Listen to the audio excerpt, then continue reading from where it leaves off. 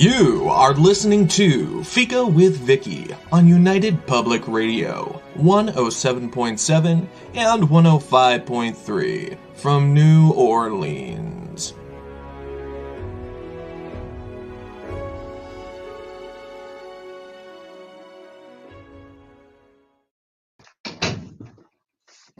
Hello, everyone, and welcome to Fika.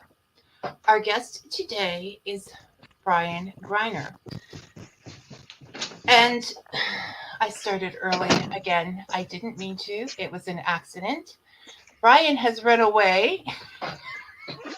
I read the clock wrong. I read the clock wrong.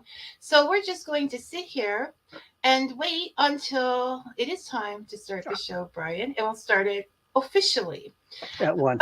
But at 1. So, okay. So we're on the air now? One person watching. We are on the air now. Oh, okay. Brian, Well, then, because that's why I stepped away for a minute. Because, you slipped away. And why don't you say stop, Vicky? Stop. I can't believe this. Okay. So there's 2 people out there watching now. And if you just came in, this is Brian Greiner, the author that we're having today.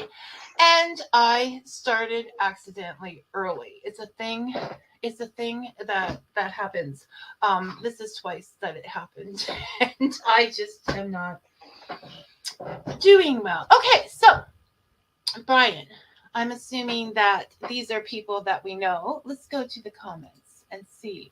They're not making any comments. So,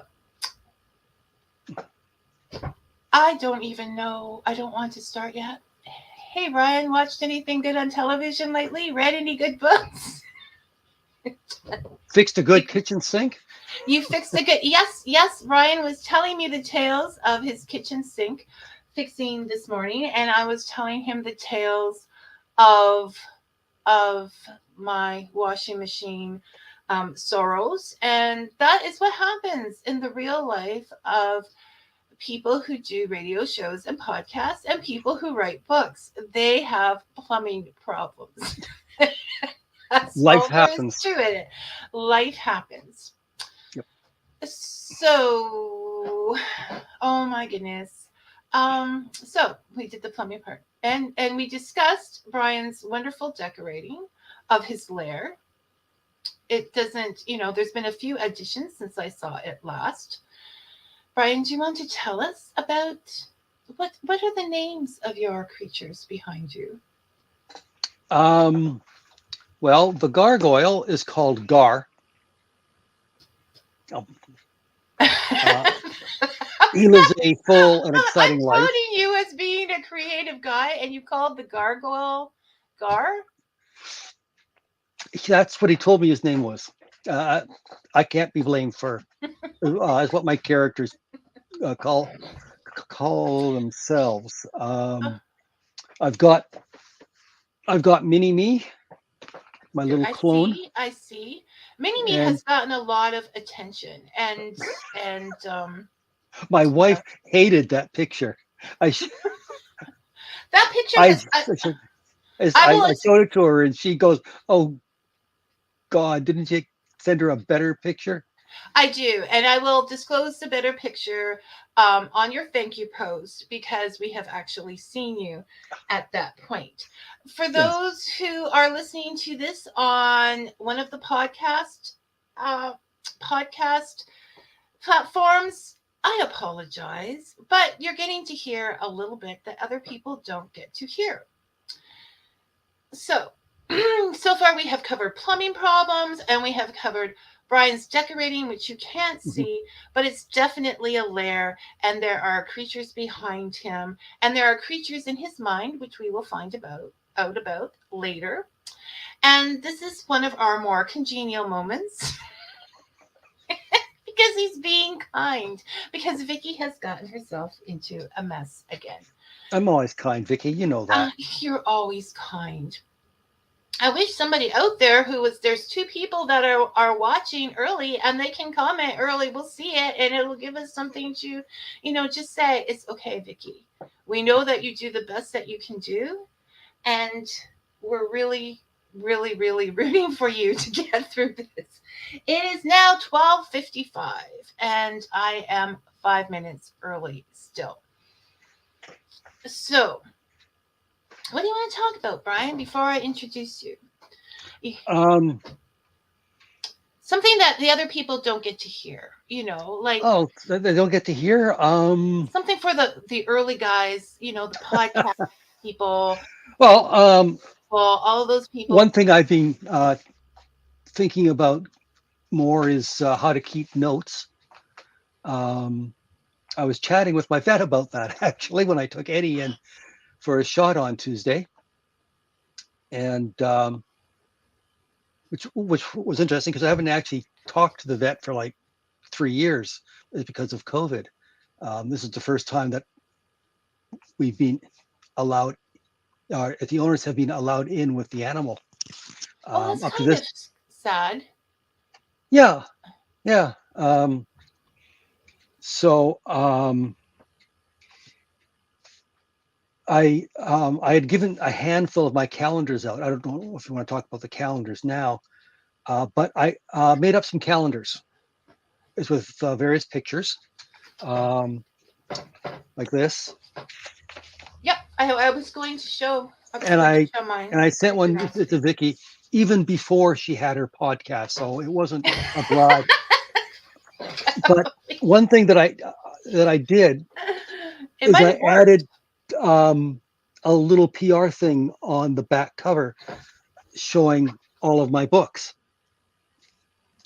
Anyway, my vet thanked me for the calendar. She said it was hanging up at home, and she was looking at the back, and she never realized that I was an author.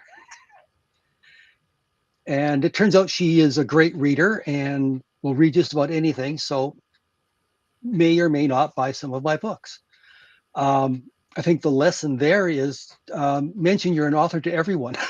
Yeah, market constantly. When they Yeah. ask, Um, don't be shy. I mean, yeah. imposter syndrome sort of makes people say, I rake the grass, Yeah. instead of saying I write. And you're not forcing people to, but yeah, you feel like Yeah. you're being pushy all the So time. anyway, it's that was a subtle, um, that was a subtle bit of marketing, but it might pay off. Um, if you're going to market, I also have made up a bunch of business cards, one card for every book. I don't have any samples here because I didn't think to bring any down, but it's basically the cover, where to buy the books, and then on the back there's the blurb. So it's a handy thing to just to give out. I keep a handful in my wallet at all times. Um, and You're a last, hands-on marketer. sorry, You're a hands-on marketer. You're out yeah, there on the street doing no, no, no, no. There are people out on the street. I will casually mention it. I mentioned it to my optometrist, and it turns out that he's a science fiction fan, so he bought a couple. He bought 3 of the Bob books. which is the place to start with Brian writing. Yep. Okay. I think we're just about ready to go, Brian. Yep. So, with that, I'm going to give an introduction so that Lewis 22, who said Bing Shaling, do you know Lewis? No. Oh, Lewis, you're new. Hi, how are you? Welcome, welcome. Welcome, welcome. Our guest today, visiting from his lair in an undisclosed location, is Brian Greiner. Or if you listen to Fika, you might know him as Brian from the comments section. Brian is the author of The Ascending Darkness, which is a political thriller series, The Accursed North, which is a horror thriller series, and the Saga of Bob series, which, if you ask me, is pure science fiction gold. His newest work, Haiku Cat, a book of haiku inspired by or possibly written by his cat, I'm not sure, came out last week. And it's I can't do it, Brian. It's perfect. I cannot do it. Thank you. It was the Saga of Bob series that drew me to Brian's writing. Bob is the kind of guy you want to have a chat with in a pub. He's world worn, but not world torn. He still has his virtues, his ideals, which is a word that Brian will argue and has. And Bob still has his precepts of survival to get him through the day.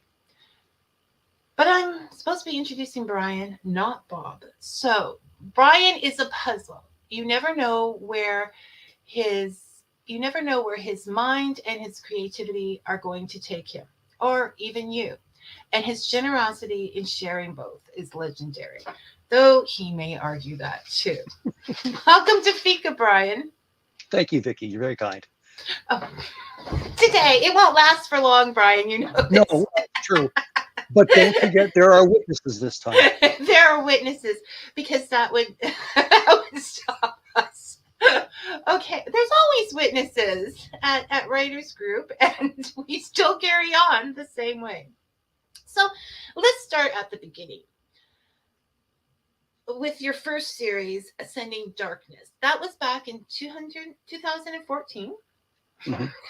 That was really long time ago. In 2014, and there's been 10 novels since then, plus Haiku Cat. So that was. So tell us what got you started writing, and a little bit about the series itself. Well, I've always been a lover of books. You know, I've always collected books, many books throughout the years. And to me, books are magic. Libraries are sacred places. And but writing always seemed like something for a special elite. Mm-hmm. Mm-hmm. And then as I got older, the elites didn't seem to matter as much. And then a thing called NaNoWriMo, National November Writing Month. And my sister-in-law was over, and we got to drinking, as we do, sipping whiskey. And we started talking about nano. And we egged each other on and said, yeah, you do it. Well, if you do it, I'll do it. So eventually, she and her adult son and I joined up for nano. And out of that came my first novel. And it's like hitting your head against a brick wall the first time. You know, like, what do you write about? Because I had in my head some grand vista of a novel. Then I realized I don't like that kind of book that much anymore. I wanted something, you know, twisty, turny, but fun. And so I came up with the character, Yancey Franklin, a not terribly successful private investigator who stumbles upon a international conspiracy that's deep in time and basically aimed at slicing and dicing Canada. As a prize, as amongst all of the various underground groups. So here's this PI and his lifelong friend, and it's the two of them up against this big evil. And so I finished that. Well, I actually wrote the first chapter, and that's what got me going. It was a tank goes down Bay Street, which for those who aren't in Canada, that's the Canadian equivalent of Wall Street. And a tank goes down Bay Street, blowing up all of the financial institutions. Which is a very exciting beginning of a book. I thought so, and I'm like, hey, this is fun. So I kept going. And after that was finished, I said, okay, I don't have any more books in me. But then you go, well, you know, what if? What would happen after those events? And that came the second book.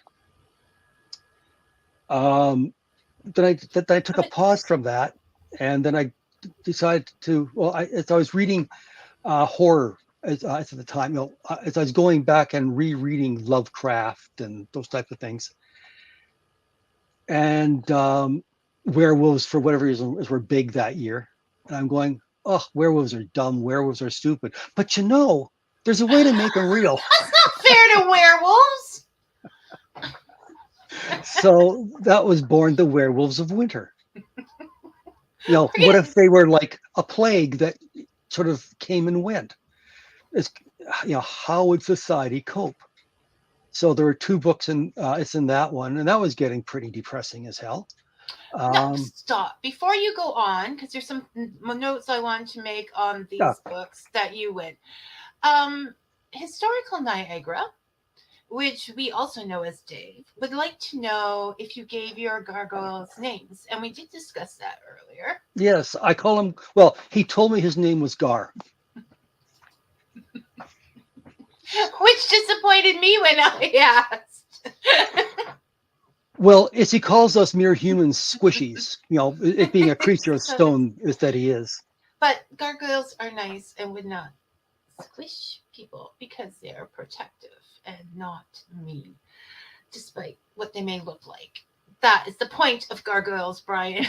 He enjoys scaring the kids at Halloween. So when you were writing the Ascending Darkness, Mhm. darkness books, there was something that you said. One of the difficulties that you had was finding a underground political name that hadn't Yes. been used yet. Yeah. I mean, if you've got it's a centuries old political organization that's underground, that's secret, what do you call it that hasn't been used before? I mean, this is a common trope that's in movies and books. And, so I came up with one. As I came up with several, and then I realized, no, somebody else has been using this. So I came up with one that was new. It's the And sword. It's you the have to sword read of the book infinity to and find sending. out. Yes. You have to read the book to find out. Hi, Susan. Welcome. Hi, Susan. So then you got into the werewolves, Yes. and you came up with what in your mind would be a practical solution to how werewolves could come about with a Yes. virus. Yes. And you threw out a couple of those, and Yes. you're not doing very well with with marketing. No, Werewolves no. are Um, I werewolves are do. dumb. Yeah, but then you go, but what if? Right. It's the And what if that keeps the story going. yeah, and you go, you may think that an idea is dumb, but then it sits in the back of your mind. You go, I could make this work. It's just, but both those series were kind of heavy. They were emotionally draining for me. Um, the werewolves one was supposed to be a standalone that was supposed to be a doom and gloom where everybody dies in the end. Very Why? angsty book. But so I started writing that and go, I can't do this. I don't believe in that. I don't believe in a no-win scenario. Um, Like Captain Kirk. yeah. Um, and you go, no, you can fight back, damn it. So I came up with ways. And one of my readers wrote back to me and said he had great time reading the book to his children. I thought it was not exactly a children's book, but he was fine with it. The kids were fine with it. And it started them talking and discussing. And to me, that's one of the highest compliments any reader can pay a writer, is it got them thinking and talking. I think that's what people don't understand when they talk about reading. Like, the word boring will come up, not with us, but there are people, Brian, out there. Just stay solid there while I Mm-hmm. say this. There are people out there who will say reading is boring. You're by yourself, and this is not true. There is nothing more animated than people getting together and discussing a book. Mm-hmm. Like, look at us. Yeah. And so for an author to have their book discussed, that somebody delved into it that much is the highest compliment. Yeah. I think. Yeah. It is really. But I was thinking about you and I, as we're talking about Bob and the various meanings in it. It's the other day. And Okay, you're jumping ahead. well, no. Kind But of maybe. it occurred to me that books can be a mirror of of the reader's inner self, so that they will see things that the writer may not necessarily have seen or thought terribly important. But that's the joy of being a writer, is you discover things about yourself and your thinking, but then it's also how people view it from their own perspectives. And that's I wouldn't say it's a slap across the head, but it's really, A wake up call? yeah, it kind of set me back on my heels going, really? And when you think about it, they're paying you a compliment. I must set you back on your heels a lot, Brian. Yeah, yeah. But I've learned to take that with as with a grain of salt. But um, but it's really nifty. It's one of the It's nicest parts of being a writer, is to hear feedback from people. the echoes. We'll call those the echoes. The feedback Yeah, well, is they're not necessarily echoes. your voice goes out. I know that echoes traditionally mean they say the same thing back. Yeah, Okay.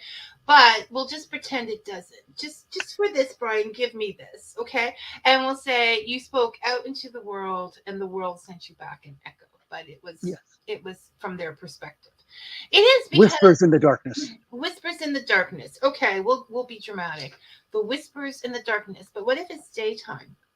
So before we get into this Bob discussion, which is going to be big, do you want to tell us a little bit about Bob? Like tell Yeah. the audience a little bit about Bob. And The then I'll tell you it's, the real Bob. yeah, exactly. As from a reader's point of view. From my point of view, the first two series were kind of heavy, dark. I needed something lighter. The politics at the time were dire. Trump had just been elected. I know I'm not supposed to say things like that. Sorry. No. Go ahead, Brian. We're in. We're in it. But I'm already in trouble. I was 10 minutes early. things were darkness, so I wanted something light. I'm an old guy. As I'm 70 years old, and I've been reading since I was like 5.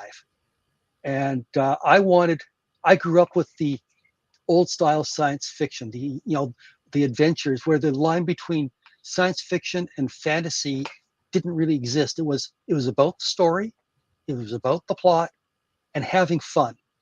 Sure, there were message stories, lots of them, but there are a lot of them that were just for fun. They touched on issues, but they carried you along and made you forget the world. And that's what I tried to do with Bob.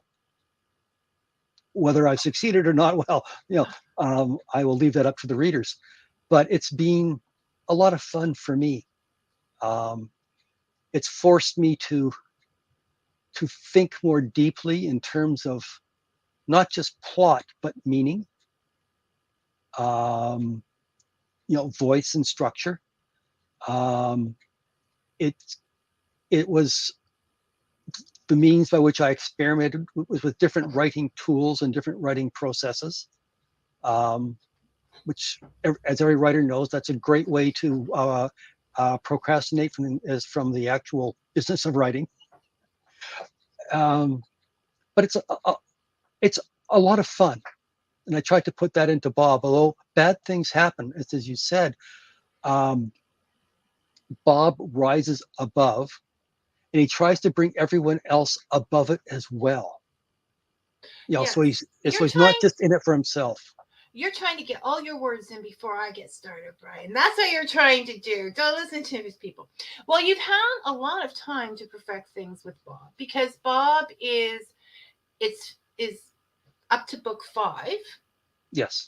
And they're not little people. They're not little people. They're little people inside the books, but they're not little books people. Okay, I started reading Bob number 5 because I wanted to read it right before the show, and I didn't estimate my time, so I haven't quite finished Bob number 5 for this show.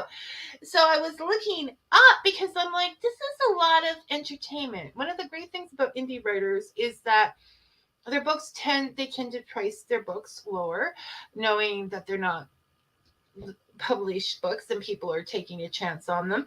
And so you can get all 5 books with the set and the last book for $14 on Amazon American. Yeah, If, yeah. yeah. I did do a compilation of books 1 through 4. I haven't. And that was $9.99. Yes. So. And then this new book is $4. $4 American. Right. $5 So Canadian. $14 American. Yeah. Those are facts. Yes. Sorry, I just. No. You were checking in your head. It's okay. You wanted it. So this is a lot of entertainment for $14 in this day's world. Just throwing it out there, guys. Probably this much shelf space in paperbacks. Yes, for like half the bookshelf in paperbacks. So yes, that is on Kindle. The paperbacks are, of course, more. But yeah. But then you get to have the Bob story forever and ever. And where was I going with? Okay, so you've had a lot of time to perfect this and a lot of books to perfect this and like it. And you wouldn't have gotten that far if you weren't having fun writing Bob. Yeah, it's true. He is. Now, what I liked about him, what drew me to Bob in the very first place, is that his name was Bob. It wasn't. Sometimes I get a little frustrated with, these names that you never hear anywhere and you don't know how to pronounce, and these, like, just all these scenarios. But Bob is Bob, and he is the hero, just like we all are. So I like the Bob. And it's his Uncle Sid and his Aunt Frida. So he's got. Now I do explain this is for people who think that I'm playing fast and loose is with these interstellar civilizations. I do come up with a reason. You have a reason for everything. Like reading the last one because it's been a while, and then like reading the last one. Like there is honestly, people, this is good writing. Brian, you wouldn't be here if you could. You're not here because of your personality. You have a lovely personality. No, you are here because even like this last one, I'm just amazed by it because it's so smooth. Like the tech is there, but it's not screaming in your face. Like it is. It's like you've just perfected everything to this last book. You can see it growing. So like the tech is there. It's not screaming in your face. It's explaining why this can happen or that can happen because of pre-ownership of something, or this happened before, or whatever. These people from this world. Like there's like the trade routes there. It's all out there. Like I can almost see the planning as it goes, but we don't know it. It runs smoothly. I have a bit of advantage in that I'm building on existing science fiction tropes that have been around for 80 years. So I just have to mention it, and with a brief sketch, and people go, "Well, oh yeah, I know what he means by that." So there is that. It's not like I'm, building it from scratch. Yeah, but nobody is anymore. It's all been done. What you need to do is take your original voice and your original thoughts and make it your own, and you did. Yeah, thank you. Yes. So that is the thing. Now we are going to come back. So that's what Bob is. And Bob grows, just to let you know, Bob grows through this series, through all of these things, until at the end, like all of us, he's got almost grown children and a wife, and they have complications, and that's it. I'm not giving spoilers, but that's a normal life. So I don't think that's a spoiler. So now we get to the discussion, Brian. The other thing that I think people should be aware of is that in the first 2 books, Bob has powers almost like a god. His civilization has augmented the human form tremendously. And then he loses all of that and he becomes human, just a regular human. Yeah. And for him, what a lot of the people around him don't realize is how much he's lost. his senses have been cut back to a You're fraction of what setting they up were. this discussion. You're cheating. Of course, I'm a writer. That's what I do, Vicky. You're plotting out this discussion. You're And despicable. well, yeah, there is that. But the rest of the series is how he copes with being only human, and the answer is mostly okay-ish. I He has his moments where he does very well, and he has moments where his head Are is you going basically to give slammed away against the the brick entire? wall. We need to learn to discuss these things without giving away the book, Brian, to prove us. So we're No, gonna. that's What not giving anything away. I was going to start first of all. I was going to say that you did mention that I kind of it was kind of interesting how I really got into the characters and tried to figure them out. Mhm. What I heard was it was really weird, Vicky, that you No, no. you said interesting. I have No. thought about it more, and you are correct. It is the writer's responsibility ends when the book is put out there, and whatever the readers deign to share is perfectly correct and legitimate. And I had forgotten that. Oh my gosh.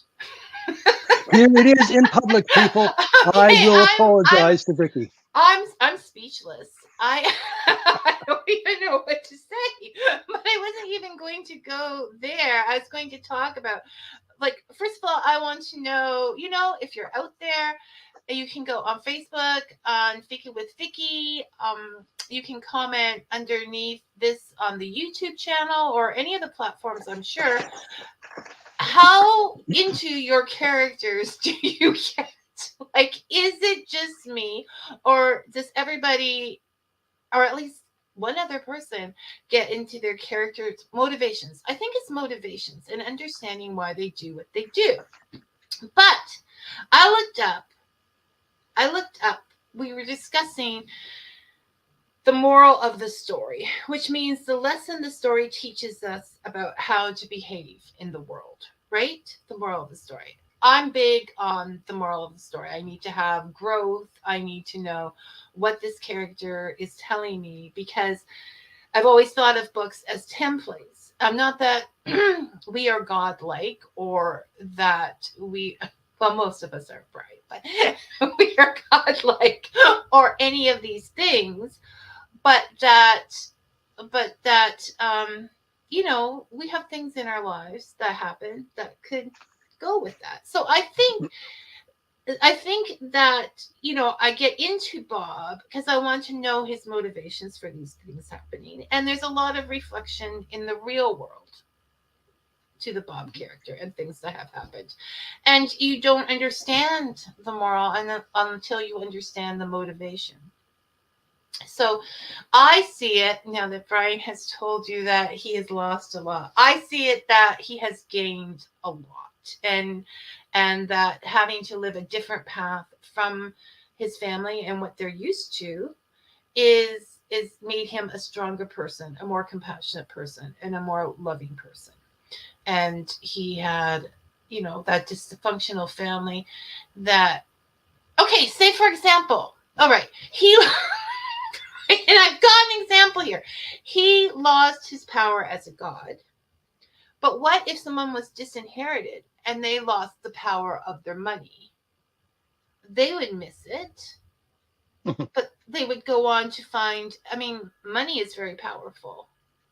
People almost think of rich people as being godlike. So you can do anything if you have that money. So if you were disinherited because you didn't agree with your family's power, then you would be upset for a while. You wouldn't know how to live, but then you would overcome it.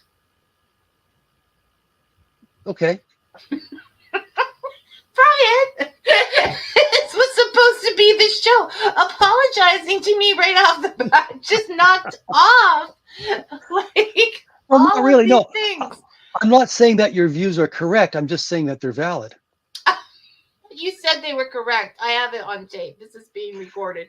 You said you are correct, Vicky. So the point here is that yes, the writer has to the writer does not control the story after it goes out there, and all of our experiences will gravitate to the thing that is most familiar to us in the books. I think we'll take that because it has a million little stories. You can't get through 5 books that big without having like off branches and Right. whatever Yeah, happening. as I've had to really trim, like I've got a number of short stories and notes and so on for little side journeys. One of the things I'm looking at for book 6 is to include a number of the little short stories, and they are short stories, shorts, um, that investigate some of Bob's early days, which I throw away with a sentence or two in a book, but were so interesting that I had to write a little story to explain to myself um, that aspect. Because Bob, well, for example, after reading Bob 1, you quite like the character, but um, how did Bob become Bob that we see? I mean, I make references to bad times and good times, but because they weren't a major part of the story as I saw it, I simply mentioned them, tried to show the effects they had on him and his interactions with the world and people, and left it at that. But there were some of the stories that niggled at me so much that I had to write them out. Like, imagine what Bob would be like as a child. No, For but people that haven't read the stories, he is he's a very annoying man you sometimes. He's can't. very headstrong. So He, can you imagine something like that being a child? but you he but he has to be. I mean, we all have to be headstrong from time to time, Brian. You're being Yes, too judgmental. I'm a writer. Oh, you have, and this is what I think when you do that, when you say, okay, what was he like for a child? Even if that backstory, which you said is okay, book 6, Brian has said is the last book in this series, Yep. and we don't know when it's coming out yet. Um, but it's there and it's being worked on. Okay, and you have a lot of time to read books 1 to 5, and you're going to need. Okay, Brian, see if you agree with this. All of the backstory, whether it turns out up in the book or not, contributes to the book Oh, because it yes. helps you to solidify the motivation of the character. Yes. But what you're saying is book 6 is going to be the finale book, and it's going to sort of cap off all the little stories and niches It that caps people may off have. the major arc as I saw it. Bob started out as a one-time standalone book. And then I realized, well, what if? And that what if niggle was very strong. If it's a case of, I wonder what would happen if, oh, well. But if you go, you know, and hence expanded to the second book, and where he loses his powers at the end of book 2. That's not going to spoil anything because we've already mentioned that.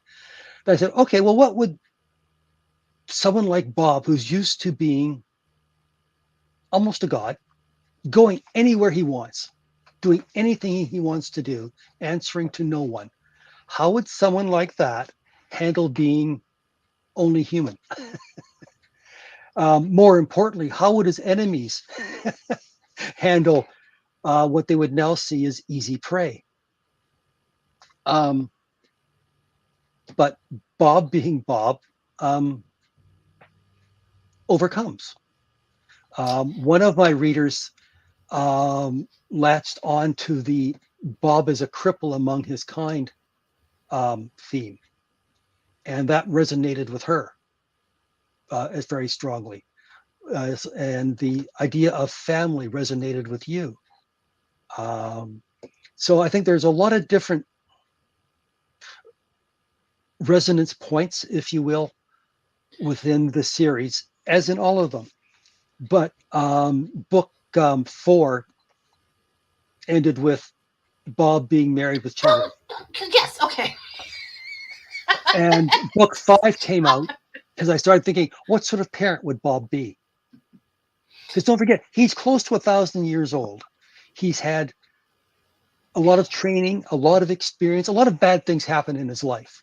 He has no conception of how to be a proper parent. And he doesn't Uh, even know the Baby Shark song. No, exactly. I think the older you get, the more difficult. I'm not saying people don't make good parents when they're older. I mean, that's not what I'm saying. I'm saying the more difficult it is to be innocent about the whole thing. You've seen things happen. You know Mm. what can happen, and so that is on your mind always. You know, you can't close Mhm. your eyes like when you're when you're younger. And you do get a little further away from that the younger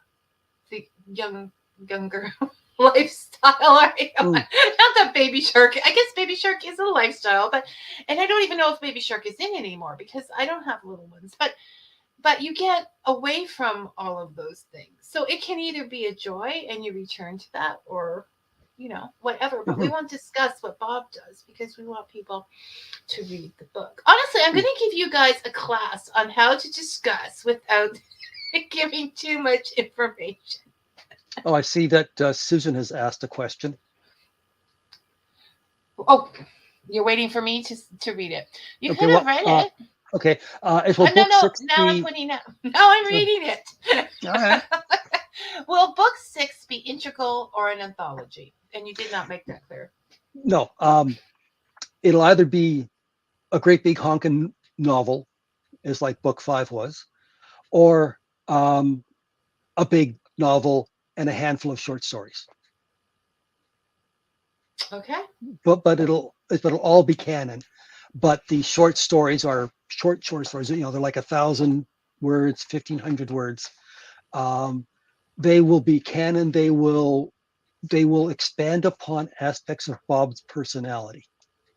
You know what? You know what? Because I need to have more people to discuss this book with. So on the air, I'm going to make a commitment. If enough people read this book and contact me, I will have an online book club, and Brian will come and we'll hear all the perspectives on on Bob. But I don't foresee that happening for like a year because there's like 5 big books to read before we can do Read faster, read faster. it. So go out there and get those Bob books. Because so I'm going to add. Okay, so if it's One more thing I of a will add about it's about the Bob series.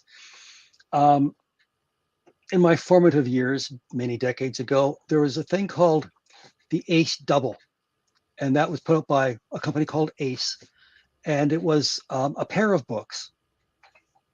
They were a paperback and two complete novels. Probably we'd call them novelettes now. Um, and a lot of now famous authors got their start in that. There are also a lot of hacks. I'm not going to lie, but for the most part, they were fun, no. and that was what I am aiming for with Bob. Something of the better quality ace doubles. Um, For those of you who know about the ace doubles, is will Go Google understand the ace reference. doubles. I will be Googling ace doubles later and figure that out. But no, Bob is fun. And once again, we need to really read for entertainment. I think Yeah, it yeah. it it it and so I'm giving orders on what I think because um Well, no, that's what it's true. one Well, does. as I mentioned to you the other day, one of my readers, who had bought my books, came back and said, "These are good." I think he was shocked they were actually readable, but they're fun, and not everything has to be heavy. No, it doesn't. And yet there's enough story there. Like that you can spend hours thinking about motivations, thinking about it. You could do a book club on Bob, but it's not deep, and because it's out of this world, we're not thinking about this world. It takes us away, and I think we need to have. It is a lighter read. That's what I'm aiming for. Something that you don't have to make it like a job to read. And one Something of the you can things, read in the backyard when you're on vacation. I made it like a job this week, but I still still enjoyed it. I still didn't get through it. So that is the thing about paperbacks. I will give it to paperbacks or hardcovers. Is it completely removes you away from the technical world. Like there's no.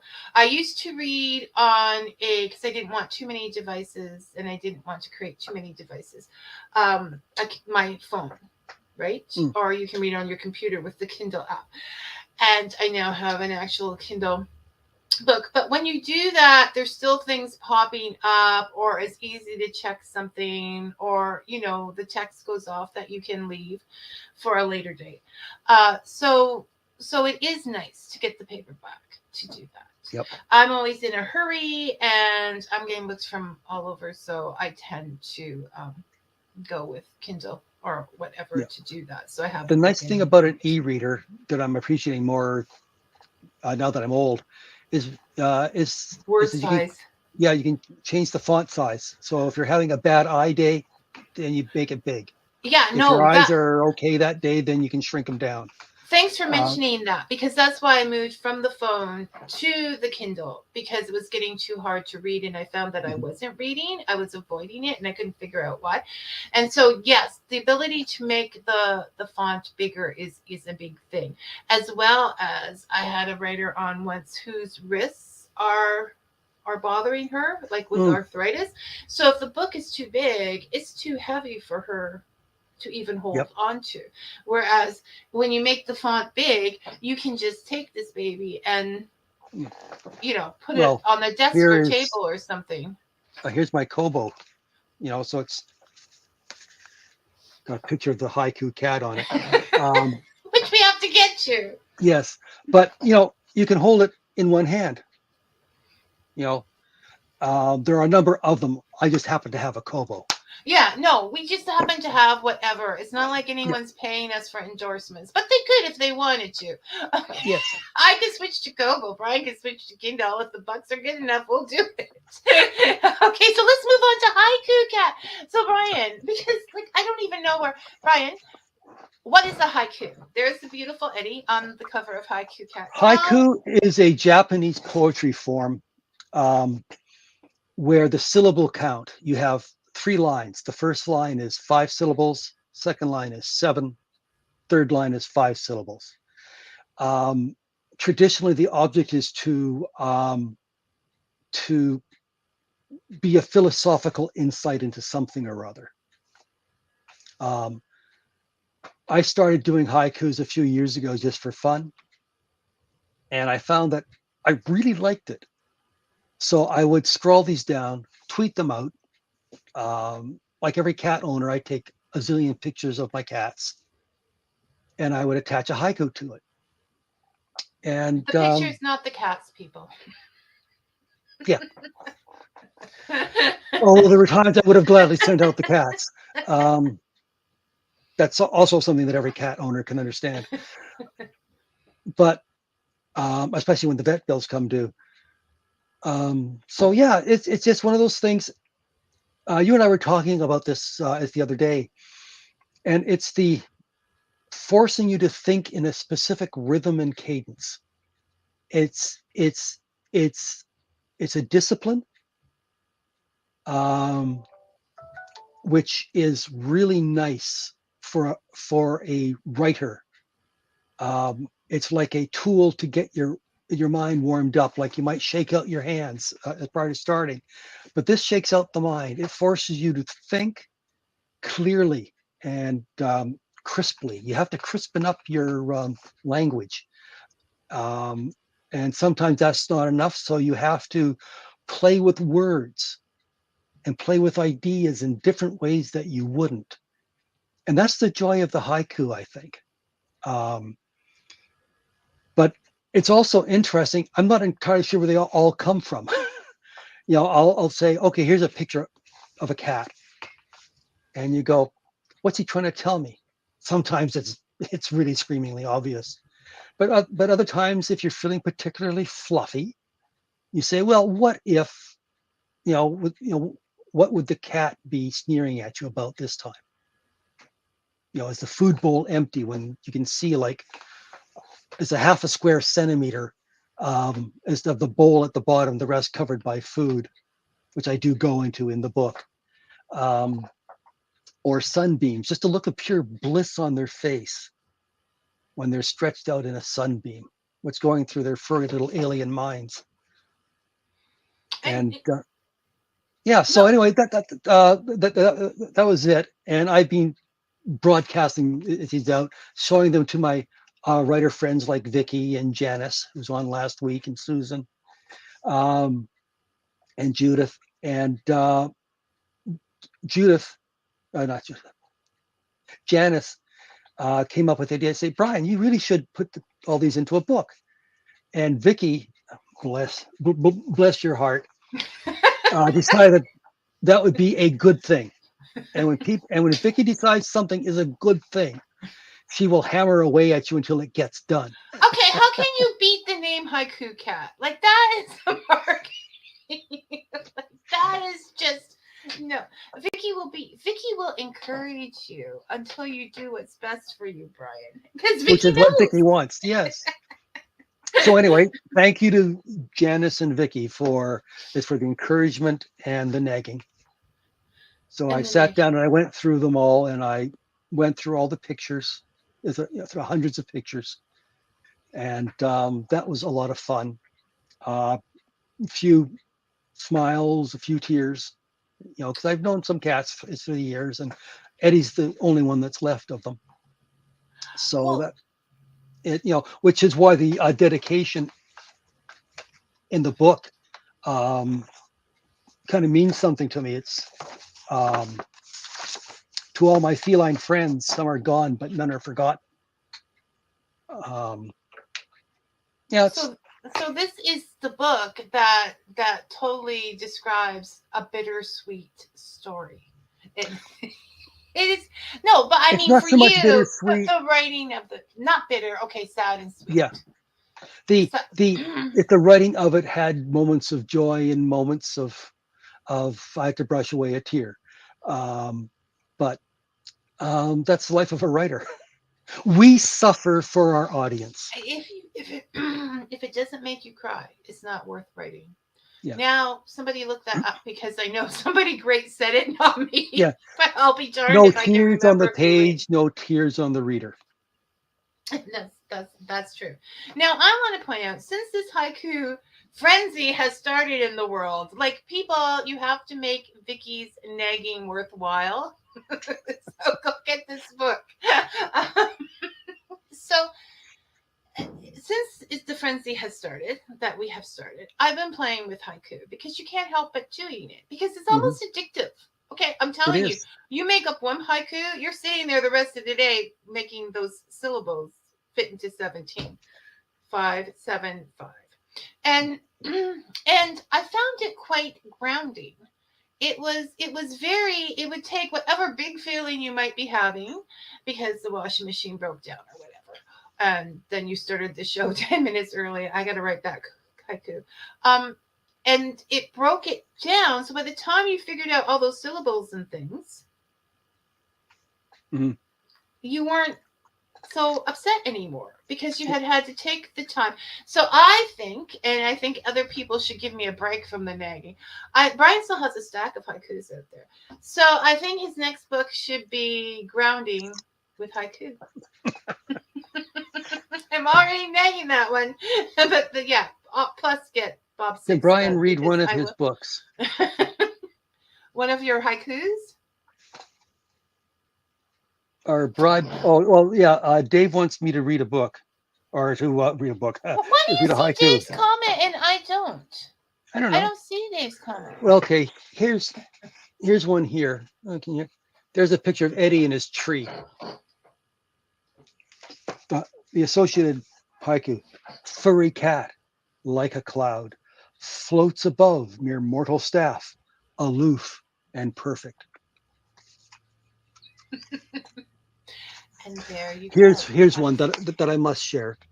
Here's Eddie laying on his side, looking cute. Shelter cats are best, like diamonds in the rough, some more than others. Which is true. Oh, my cats have been a shelter cat, so I'm a big fan of shelter cats. I think it's the only way. I think it's the only way to go with pets. So that's always been my life philosophy. Do you have other questions on there from people that I haven't seen? From Stick to the Story and Media Productions, are Bribes books available online or hard copy only, or both? Not sure what he means by that. Okay. He means, can you get your books in stores, or are they just online purchases? Oh, that the reality of it is, probably online is your best bet. You'd have to go to the store and let them know that you want it in the store. Otherwise, indie authors don't get in stores. They're not big. They're not big on indie authors. Yeah, I mean, pretty much you're going to get indie authors in, because the fact is to print that many books and to put them in all different stores and keep track of them and gather them up is a lot. A lot. You're do-it-yourselfers, but that goes too far. So yes, you can get it in The other paperback. issue is about paperbacks is that I get them done through KDP, Amazon, which is a print-on-demand service. And other companies, other booksellers don't like to sell books produced by Amazon.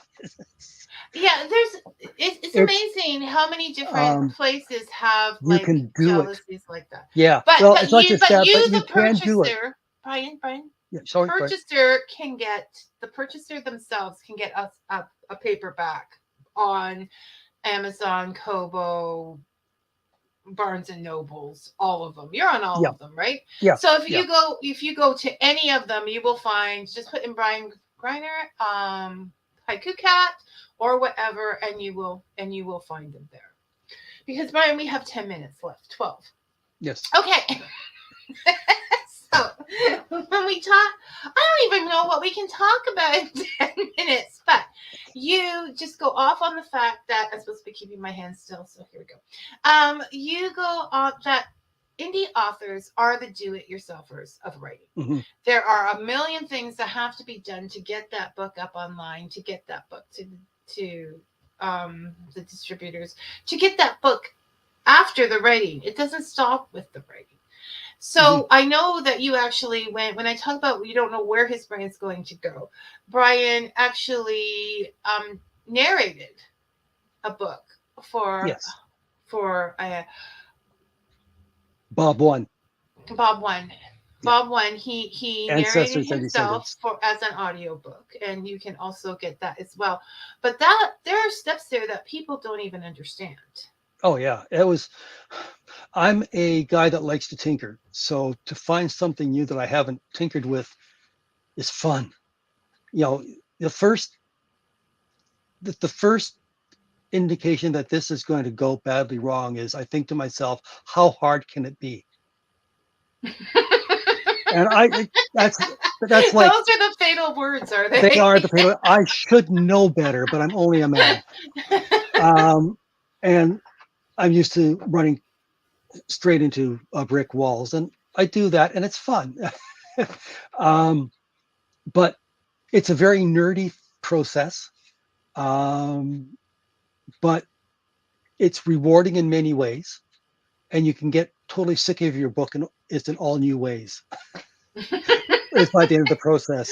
Which is why you're more critical of Bob than I am. Yeah, I think I've sold 3 of the audiobooks. There's very little. One of the things I dislike about the audiobook process is you tend to be limited in the price you can set for it, more so than books, and it's bad enough with books. So I think it's a bit pricey, but what do I know? It's it's like the paperbacks.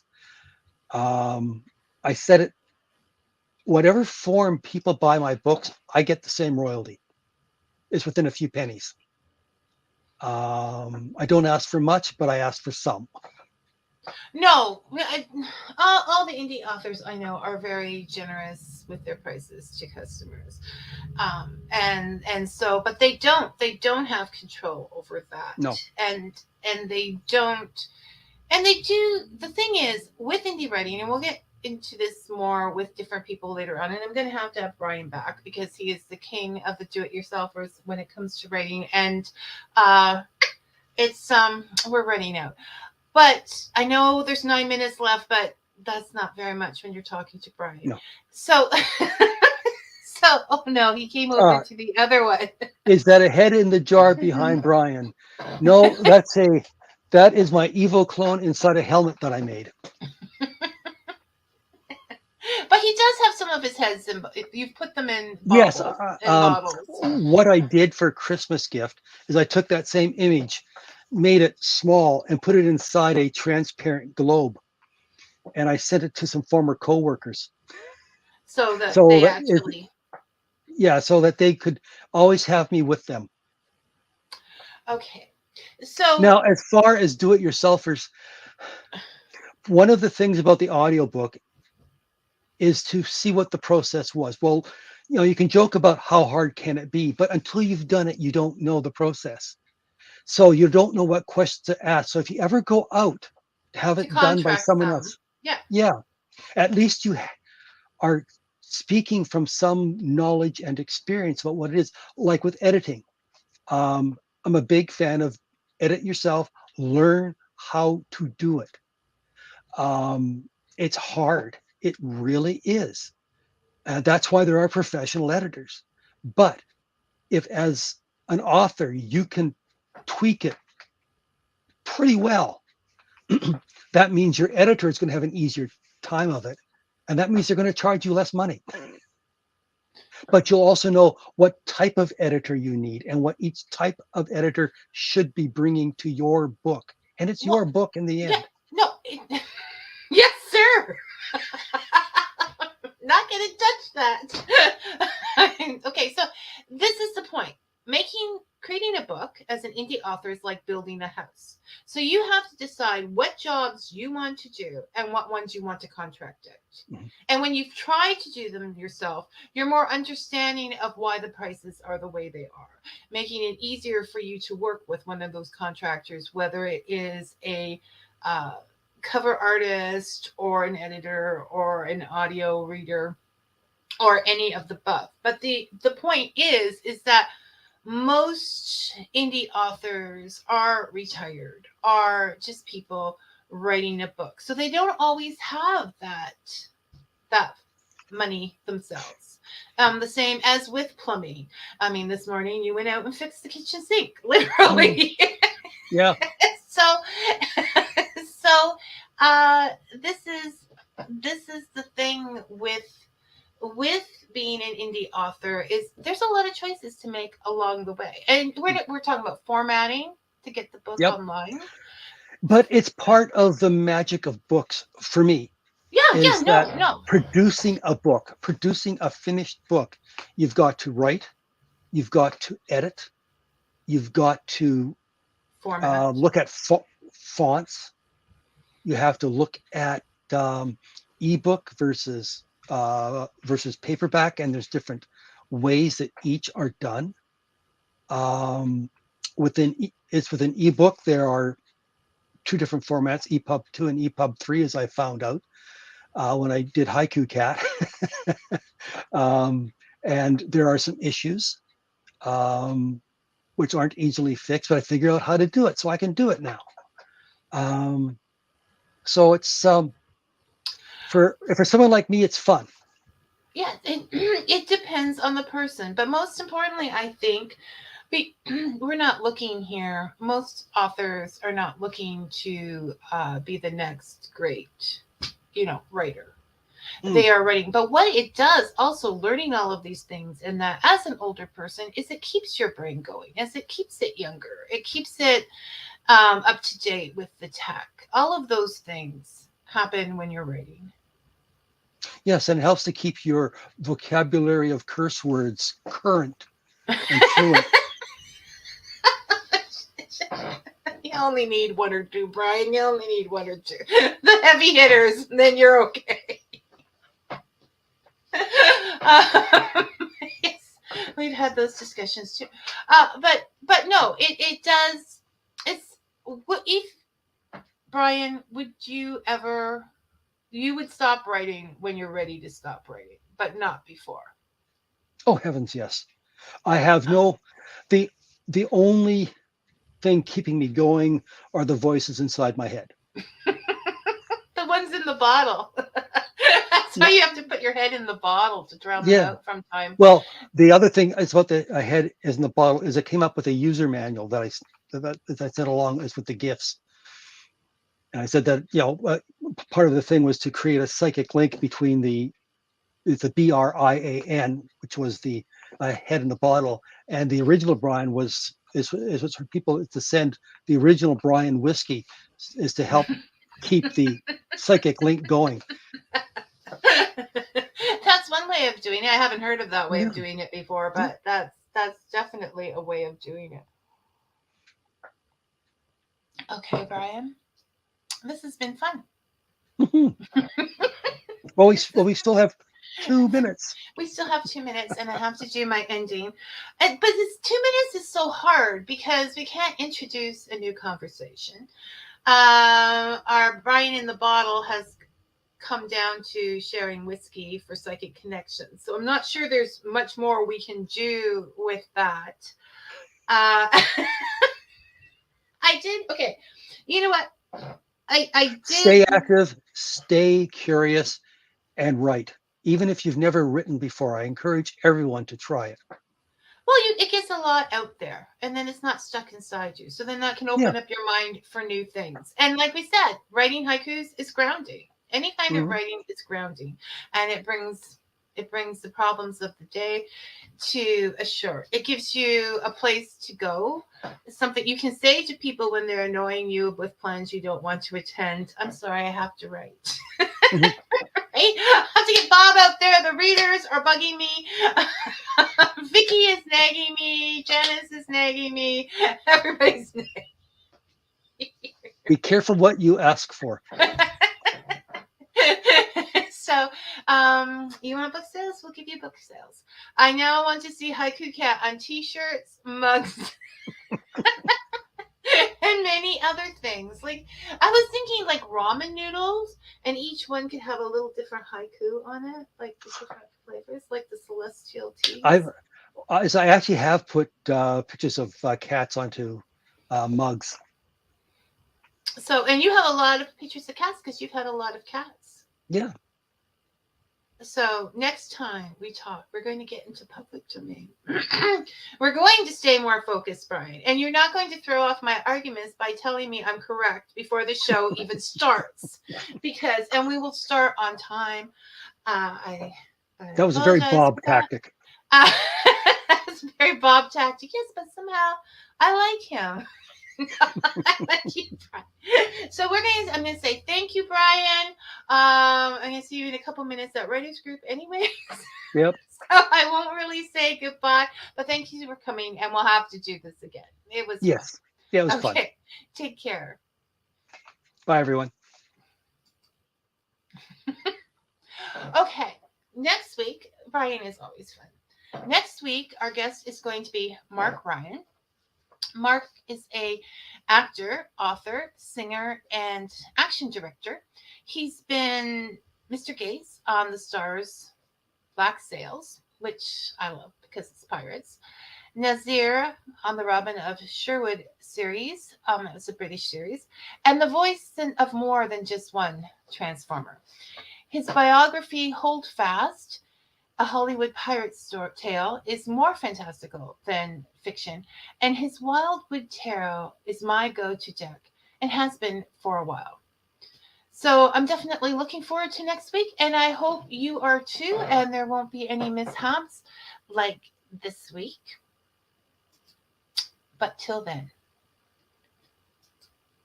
may your coffee be hot and your stories be sweet. Thanks for listening, everyone. Bye now.